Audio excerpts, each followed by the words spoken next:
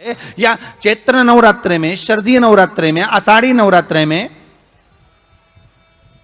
आदिक पौष नवरात्रे में हम शंकर की, हम जगतजननी जगदम्बा की जब स्थापना करते हैं, या हम नूतन घर का प्रवेश करते हैं, या गणेश जी की स्थापना करते हैं, या कोई दुकान को प्रवेश करते हैं, या कोई शुभ कार्य करने के लिए अग्रण्य होते हैं, तो हम कलश की स्थापना क्यों करते हैं? आज शिव महापुराण में शुरुआत में अपन शिव और पार्वती की यही संवाद को लेकर चलते।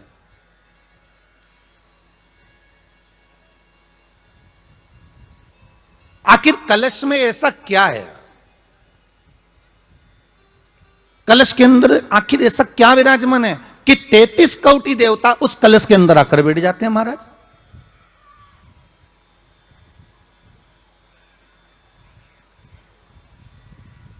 आप कोई यज्ञ करने जा रहे हो, आप कोई पोथी पुराण करने जा रहे हो, आप कोई अच्छा कार्य करने जा रहे हो, तो ब्राह्मण देवता कह देते कलश की स्थापना होगी, कलश की शोभा यात्रा निकलेगी, कलश यात्रा निकलेगी, कलश विराजमान होगा।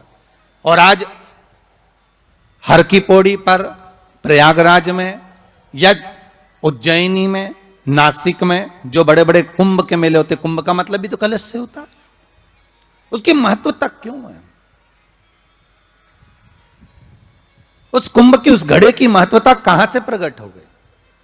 शिव महापुराण की कथा कहती है महाराज, भगवान औघड़दानी शंकर स्वयं आद्य शक्ति जगदम्बा से कहते हैं कि जगदम्बा तू क्या चाहती है बोल। तो जगतजननी जगदम्बा कहती है कि जहां मैं हूं वहां शंकर है। ये आपने कह दिया, पर जहां शंकर है वहां पार्वती का होना जरूरी है। उसके लिए सिद्ध करने के लिए एक स्थान ऐसा बनाया जाए जहां पर शंकर विराजमान है और शंकर के साथ पार्वती विराजमान है। तो शिव जी ने कहा, पार्वती उसके लिए मैं तुझे एक सुंदर कलश का निर्माण कर देता हूं।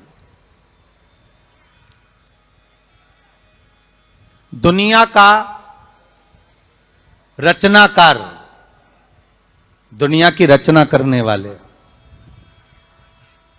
महाराज, संपूर्ण ब्रह्मांड की रचना करने वाले, जिनको भगवान शिव ने स्वयं ब्रह्मदेव से कहा है कि ब्रह्मा जी तुम सृष्टि खंड को आगे बढ़ाइए, सृष्टि की रचना करिए। और आज ही के दिन, यही चैत्रीय प्रतिपदा के दिन, यही इसको कहते हैं नया संवत्सर, नया वर्ष।